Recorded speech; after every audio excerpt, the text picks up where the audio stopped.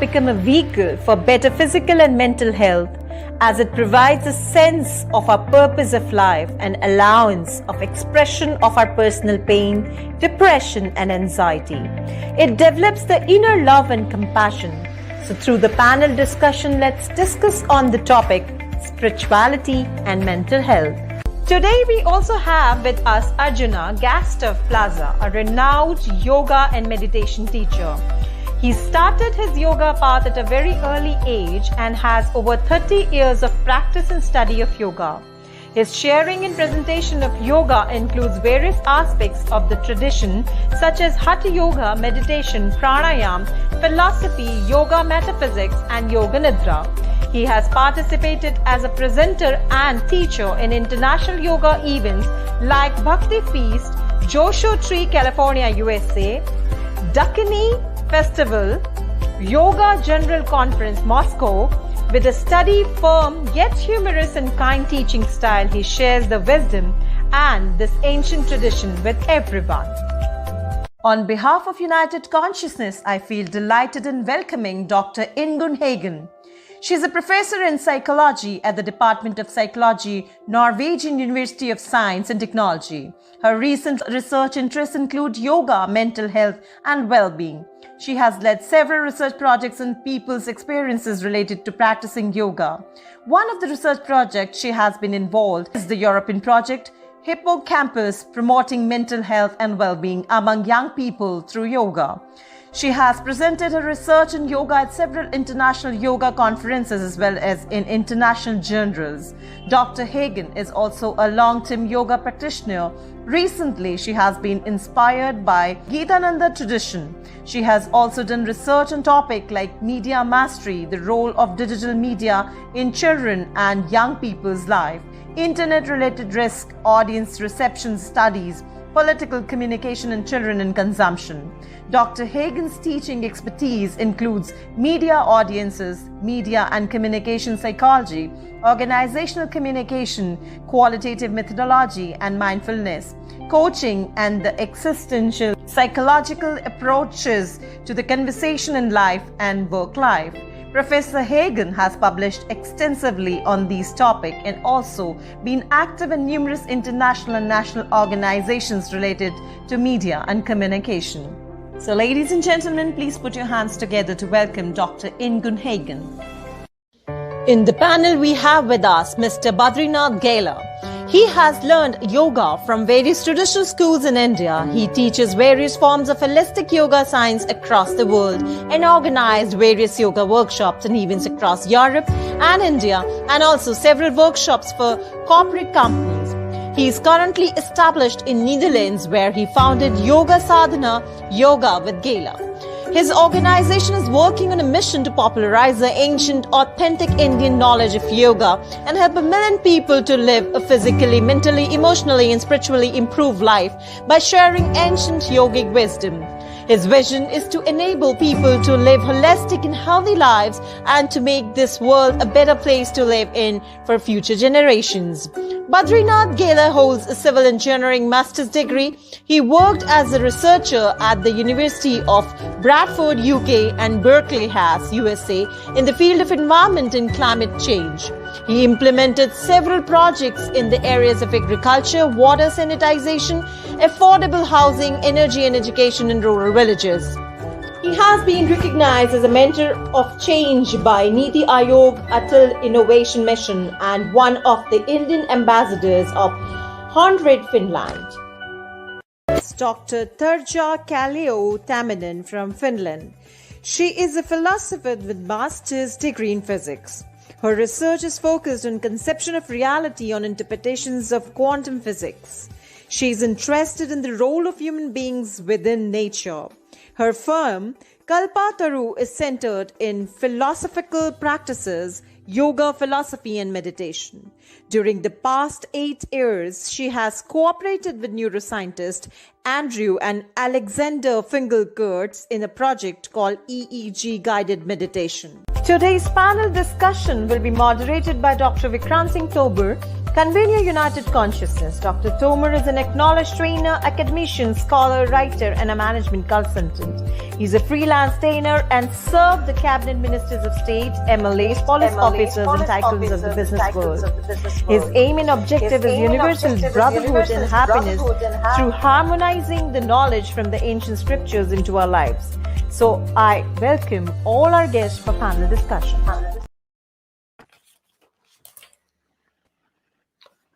We welcome you, Tarja-ji.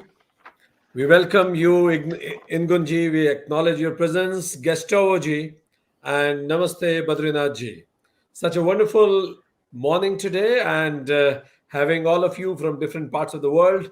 It must be afternoon in Europe, and it is right now night in India. So we have all three time zones together and discussing about a topic which is across the time zones: spirituality and mental health. A very important topic, and researchers talks about that the new pandemic will be a mental pandemic rather than a physical pandemic, which world may witness. So, first question that comes to everybody's mind. I was reading research, Dr. Ingun, which says that in 2012, 33% of the global suicides was there in India. And similar is the situation in different parts of the world. Suicides are increasing, people are suffering from mental illness. So, how do we define what mental health is? So, I'll come to you, Dr. Ingun, with a question. What is mental health? Mental health is when you experience well-being, and this will enable you to cope with stress in a better way. It will make it easier for you to realize your abilities, and also you will. It will be easier for you to learn well and work well. Easier to connect with others and connect with yourself in a good way. So you can more easily contribute to your community and society. And it's much more than the absence of a mental disorder. Mm-hmm. And I believe that mental health is it's not us and them. It's a continuing. So we can all risk to have mental health problems in our life, and so it's important that we work to promote good mental health and well-being. Thank you. Dr. Ingun gave specific features of mental health. She mentioned that the well-being, coping stress, then ability to learn well, work well, connect with self and others. It's not only absence of disorders. She said it's a continuum. Every superhero has a low someday. So everybody goes through different times in life. So let me take reflections from Tarja-ji also. Tarja-ji, you are also a researcher. So I'm first coming to the researchers, then I'll go to the practitioners also. So Tarja-ji, if you would like to reflect upon, once we understand that this is how mental health is defined, how will I know that somebody is not keeping mentally healthy? Somebody is not mentally healthy. So how will I come to know about it? I think that if somebody somehow doesn't fit in, he's not able to behave in a proper way in given situation, or more or less he feels like being unbalanced, disturbed, hallucinating, of course, and if he's not feeling well in given situation, and we can see it from our side already, so I guess then there must be some problems which keep one not participating in a proper manner. Mm-hmm, mm-hmm. Gastrology, you have been practicing and teaching yoga. Many people from different parts of the world come to you. Tarjaji mentioned that when people feel disturbed, unbalanced, their behavior is not normal. Many times they don't share it with any person also. So, doesn't it become difficult to recognize that whether the person is going through something severe because the person is not even sharing? So, what are your experiences? How to understand that the person needs help? Thank you. Namaste. First, we will have to see the symptoms of a person that is having a mental problem. You will start to see that they're having difficulties when they sleep.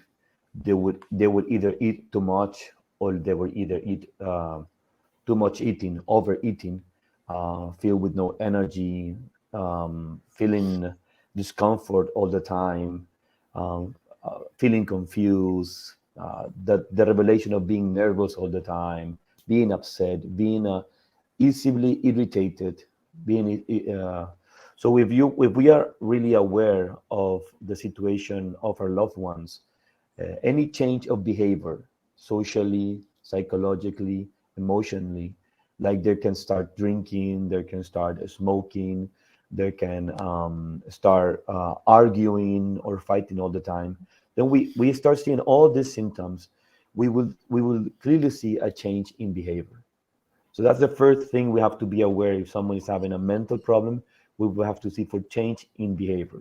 And if we want to help our loved ones, and we are very aware, then we can start talking or suggest therapy or suggest the practice of yoga to change this aspect in the change of the behavior.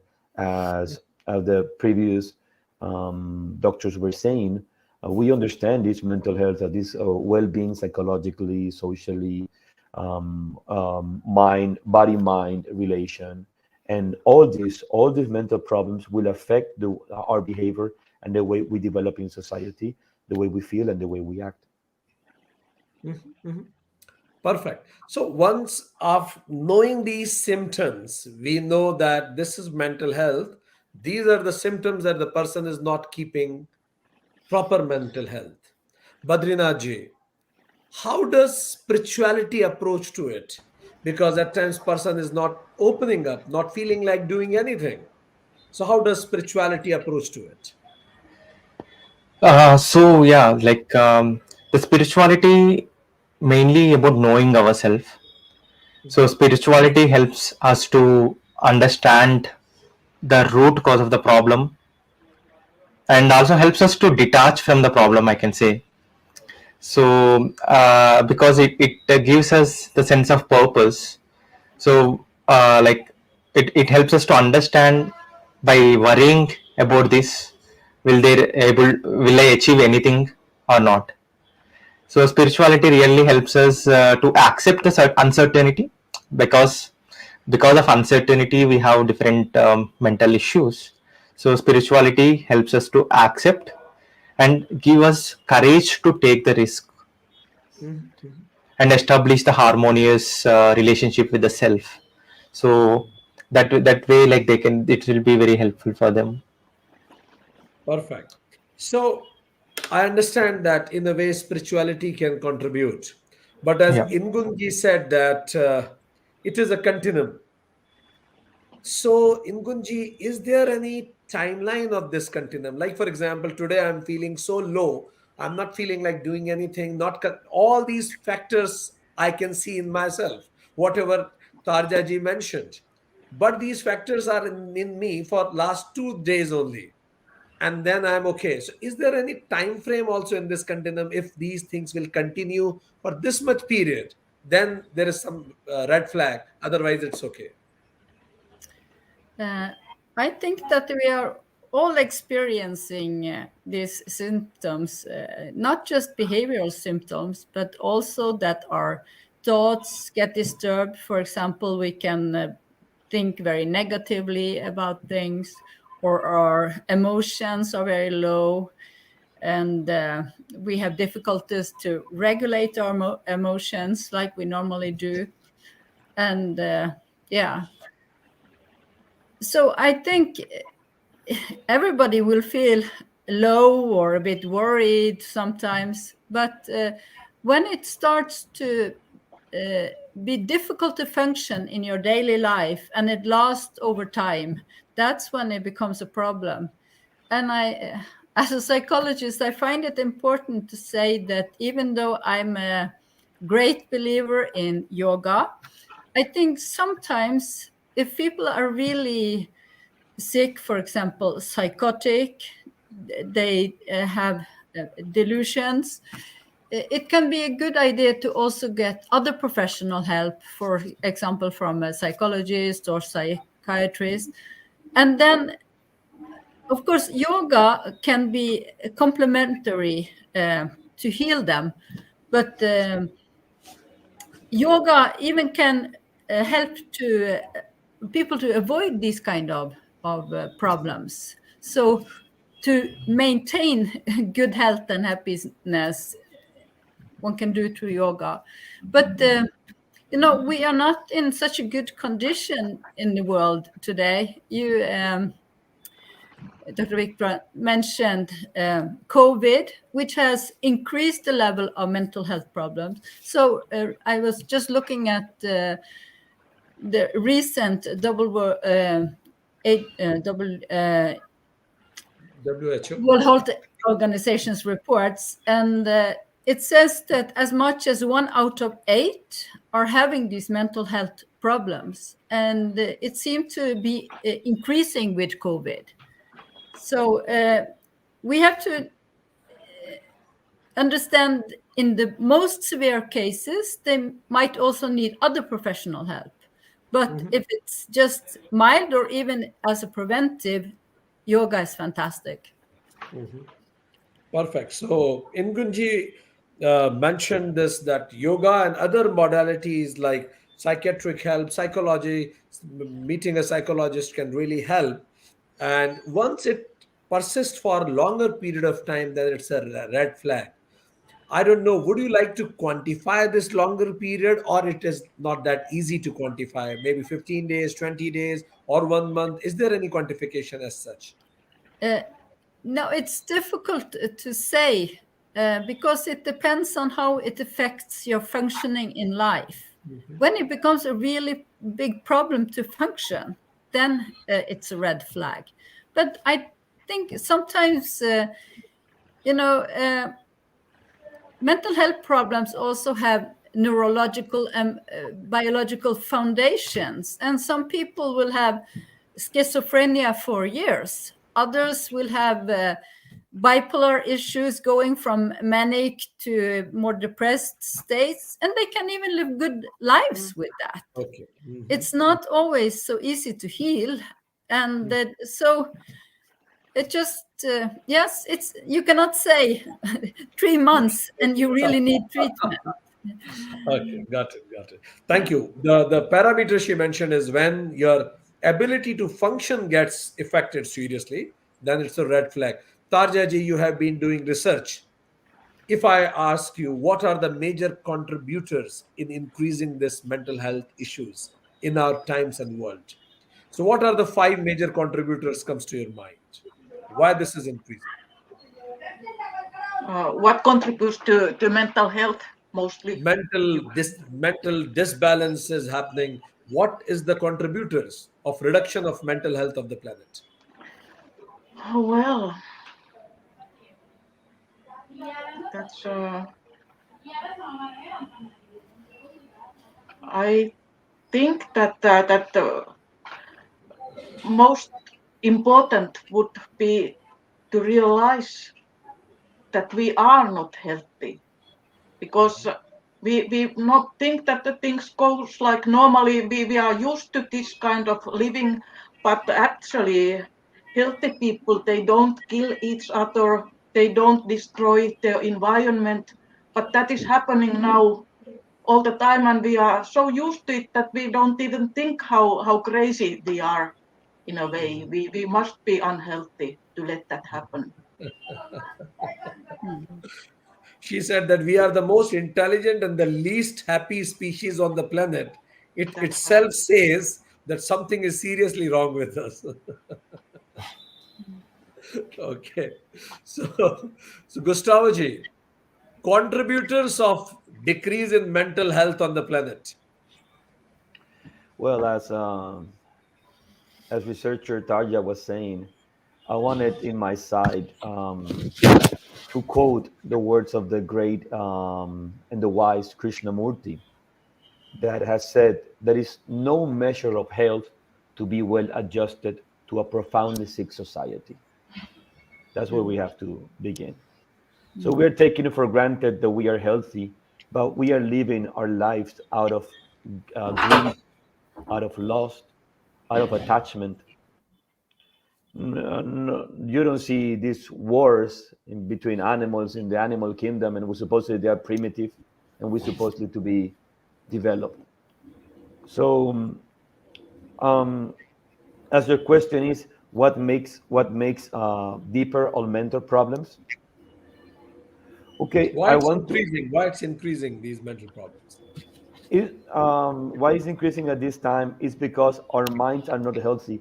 And in the Eastern traditions between Buddhism and Hinduism, which both have yoga as the basis of their teachings, meditation of the basis of the teachings, we have to understand the function of the mind.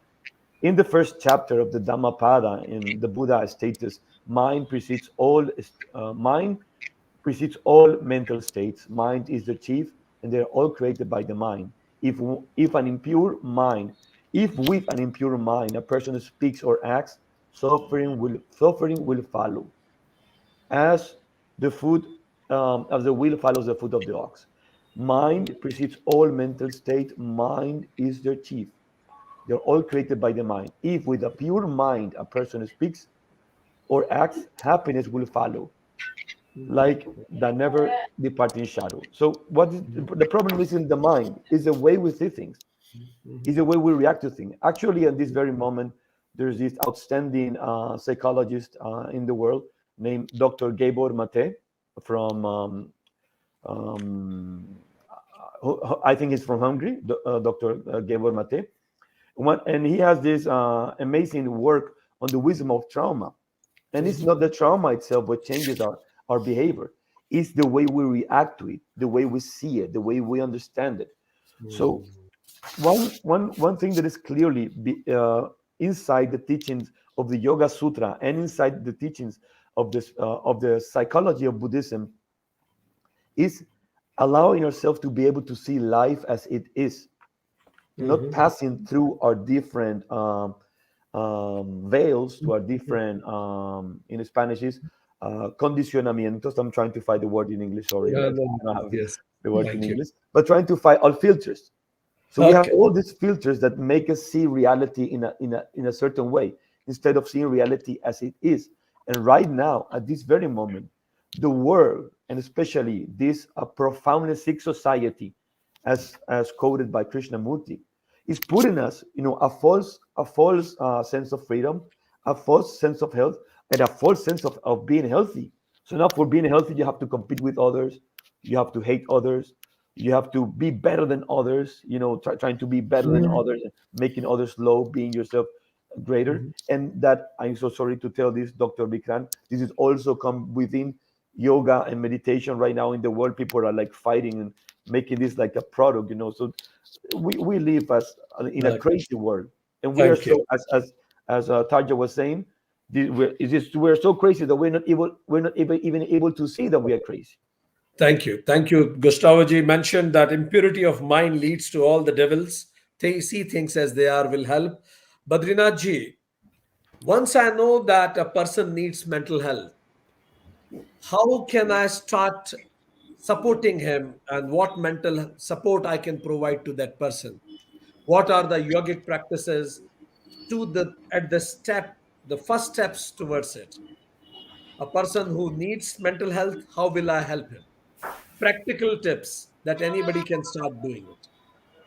Yeah, exactly. So previously you asked the question like what causes, especially with my experience, I have seen the relationships, greed, grief, and growing desires are the major causes of mental health, I have found. But yeah, like to answer your question, like what yogic practices they have to do. First, I can say I can tell them to. These are even mentioned in yoga, like which is first you have to audit your life. What are the situations causing you the stress or like mental issues? Auditing the life is the first step they have to do. Then decluttering all the negative people and negative news is very very important to keep your mental health proper. And spending time with the people you connect or you resonate with them will also help them. And especially practices like gratitude and forgiveness will really help them to come out of these issues. And spending a me time, my personal time, connecting with the self, like the personal time has to be spent like through meditation or contemplation or reflection. So these are the techniques Very from yoga will really help them to fight with their mental health. doing the audit of the balance sheet of life and seeing Yes, what are the liabilities and what are the assets, and true. removing the liabilities, investing in assets, whether it's people, thoughts, or news. That's quite nice. So, Dr. Ingun, once I know that the person needs help, you said that other than yoga, even psychiatric or the psychologist help will really be useful. What kind of things would you like to suggest a person to do, or what kind of help should be given?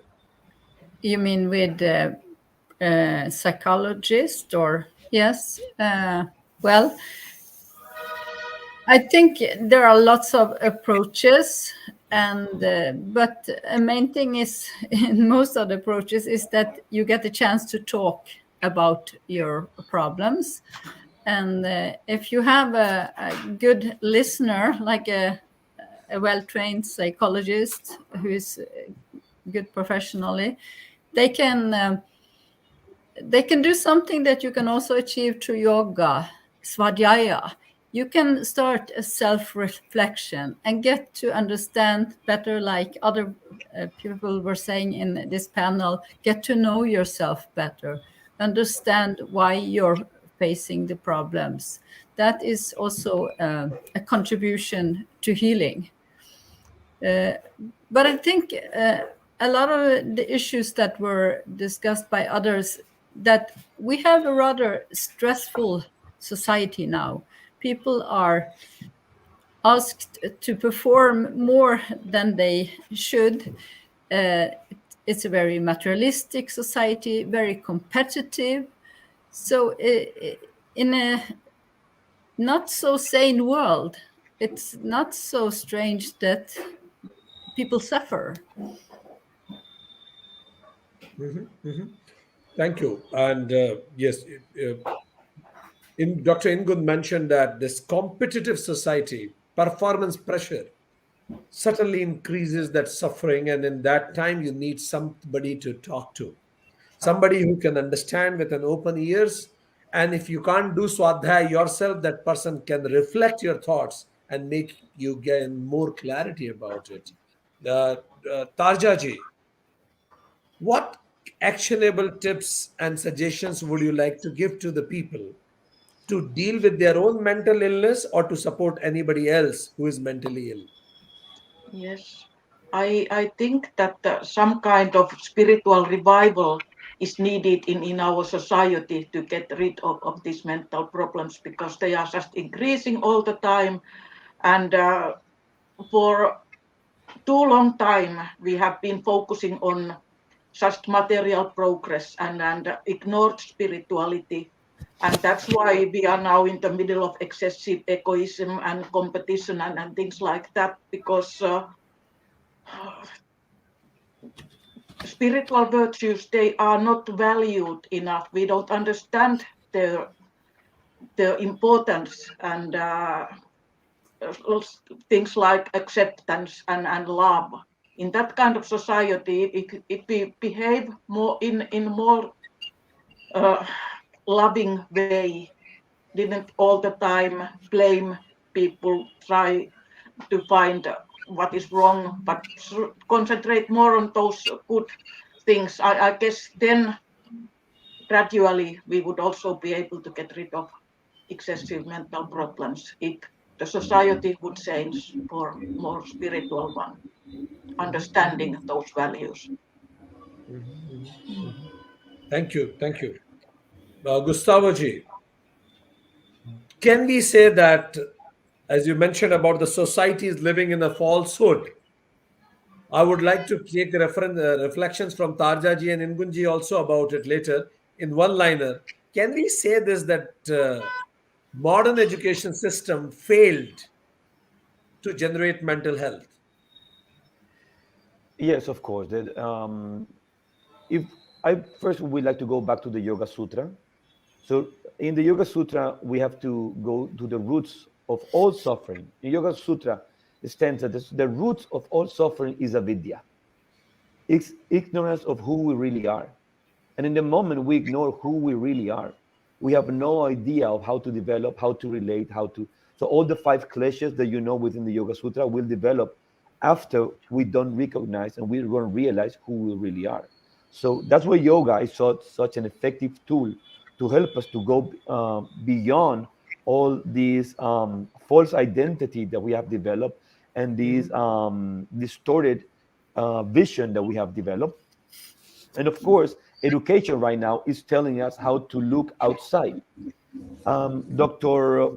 Karfleet von Durkheim from Germany and Zen master, he asked one time to Master Suzuki in Japan, what's the difference within the Eastern traditions and the Western traditions?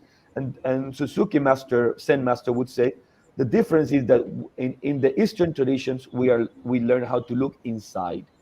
And the educational system of the West, we learn to look outside. But if we look inside the same way that we look outside, we are in the same place. So it's important. It's changing how we see life and changing how we see ourselves inside. So education system has a lot to do. And if we really want to change the world, we have to begin changing the education system.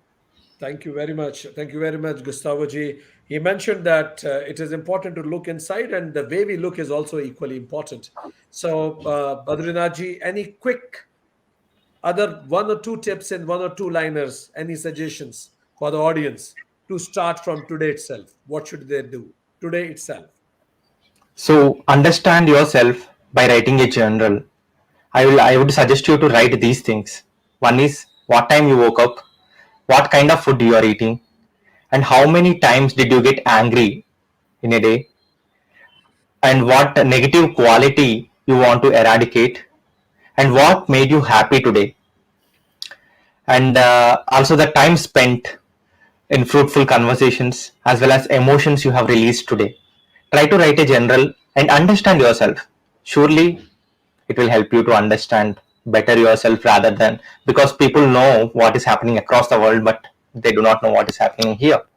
Thank you very much. So, yeah.